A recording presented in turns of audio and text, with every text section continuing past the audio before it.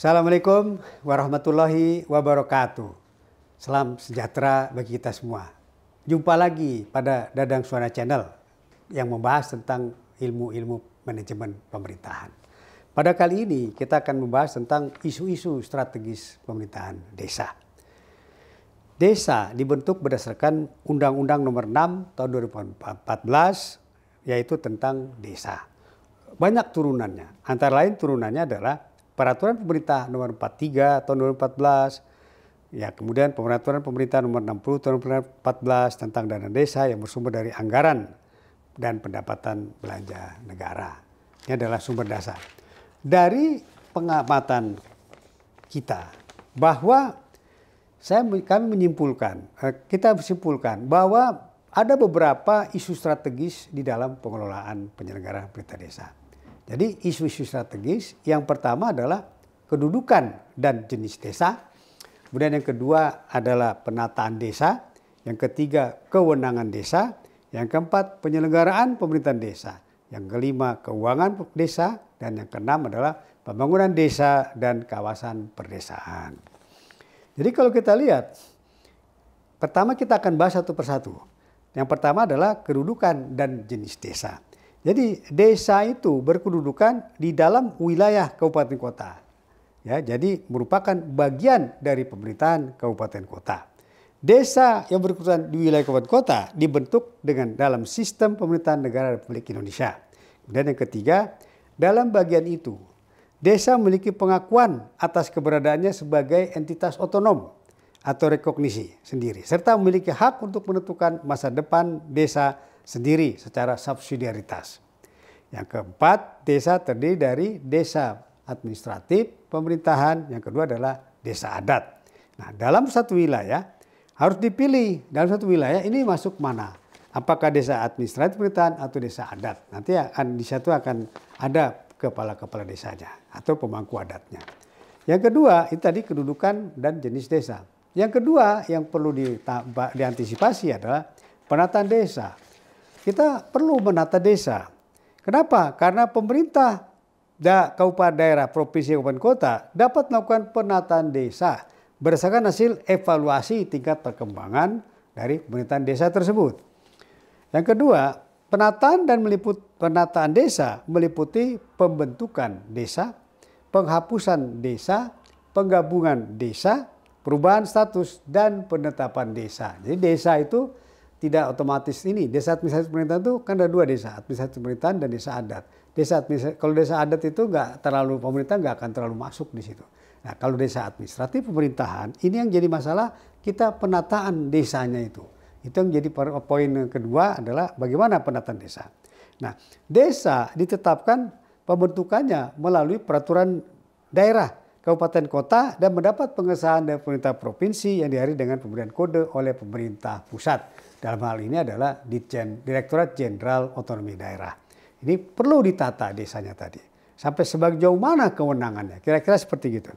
Nah, yang ketiga nanti kita bicara kewenangan desa. Kenapa? Karena desa ini seluruh pemerintahan ini punya kewenangan-kewenangan dibatasi. Kewenangan itu nggak akan banyak. Itu dibatasi kewenangan-kewenangan.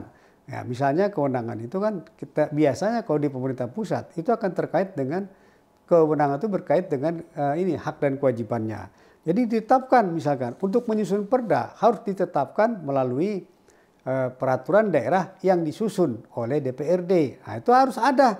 Jangan sampai nanti nggak ada. Nah, ini yang hati-hati. Yang kedua yang sering jadi masalah adalah permasalahan kewenangan desa. Kewenangan desa itu dibuat berdasarkan hak asal usul. Kemudian yang kedua, kewenangan desa itu lokal berskala desa atau lebih besar lagi. Ini nanti pemerintah desa itu bisa lebih besar loh, bisa antar desa, bisa tergantung dari kreativitas daripada dan potensi yang ada di desa tersebut. Yang ketiga, kewenangan yang ditugaskan oleh pemerintah daerah, provinsi, kabupaten kota itu akan ada kewenangannya. Siapa yang akan mendapat kewenangan? Nah, kemudian yang keempat, kewenangan lain yang ditetapkan oleh pemerintah daerah, provinsi, atau pemerintahan desa sesuai dengan ketentuan yang berlaku, atau undang-undang yang berlaku. Jadi nanti harus ada desa A, dia mempunyai kewenangan apa. Ini nanti dilaksanakan oleh pengurus desa A. Lalu masuklah desa B, pengurus akan dilaksanakan oleh pengurus desa B. Nah, nanti desa A, desa B tadi kan mungkin perlu kendaraan mobilitas, pulang ke rumah atau balik kantor. Nah, disitulah nanti akan diberikan fasilitas dana kantor. Berikutnya lagi adalah penyelenggaraan pemerintahan desa. Jadi kalau saya perhatikan, banyak pemerintahan desa itu salah kelola, salah tata kelola, sehingga hasilnya ujungnya dananya tidak maksimal. Itu yang barangkali perlu diluruskan dulu. Jadi tidak semata semata uang, itu ada pengaruh dampak dari kewenangan pemerintahan desa tersebut. Nah, kalau kita lanjut yang keempat, tata kelola pemerintahan desa bersifat cair dan menyatu, di mana nanti tidak ada lagi dikotomi antara pemerintah pusat dan pemerintah desa atau pemerintah masyarakat. Kemudian yang kedua, pemerintah desa ini adalah bagian dari masyarakat. Jadi jangan sampai berpikir gara-gara dia pejabat lalu dia pergi keluar. Nah, itu malah jadi kacau. Harus dia merupakan bagian dari penyelenggaraan pemerintah desa. Nah, nanti dalam rangka penyelenggaraan, maka terdapat lembaga musyawarah desa, wadah semua di mana semua masyarakat disampaikan pada lembaga musyawarah desa.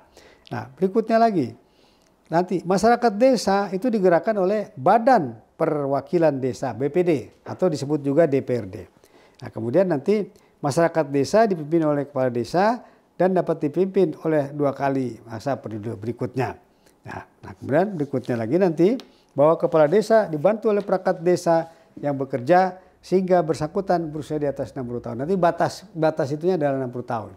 Saat ini pegawai negeri batasnya bisa sampai 65. Jadi masih lebih bagus dia. Ya. Nah, kemudian yang berikutnya yang kelima adalah keuangan desa. Desa itu Pak, desa ini perlu ditata masalah keuangannya. Kita ini sering ribut hanya gara-gara uang. Memang uang bukan nomor satu. Karena nomor satu itu adalah tugas pokok dan fungsi, itu namanya. Baru setelah itu nanti akan ada rapat-rapat, akan ada penyajian. Nah, itu baru desa lagi. Ya. Nah, di sini nanti desa itu nggak mengenal, seharusnya dia untung. Nah, lalu bagi pajak dan tugas kantor, nah ini macam-macam nih. Lalu ada ADD, semua dikurangi.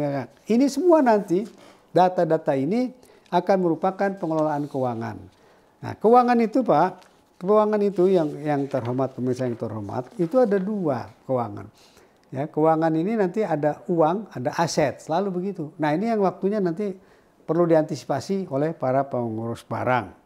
Nah, berikutnya adalah pengelolaan desa dan kawasan perdesaan. Jadi, pembangunan desa itu merupakan modal pembangunan yang saling tertua, yang bertautan. Jadi sekarang, misalnya Buah Batu, lalu kerjasama dengan LSAN, itu sekarang sudah harus begitu. Nggak bisa di sini lagi. Nah, di situ nanti pembangunan desa dan kawasan perdesaan. Nah, kemudian berikutnya, pembinaan dan pengawasan daripada aparat desa adalah di sini yang sebelah kiri, Garuda yang sebelah kiri. Yang pertama, pemerintah kabupaten membina dan mengawasi pemerintahan desa. Kemudian pemerintah kabupaten kota desa menggagalkan teori tersebut. Baik pemirsa semua yang kami muliakan, yang kita hormati, saya kira cukup pembahasan diskusi kita kali ini. Mohon maaf atas kekurangan. Kami akhiri. Assalamualaikum warahmatullahi wabarakatuh.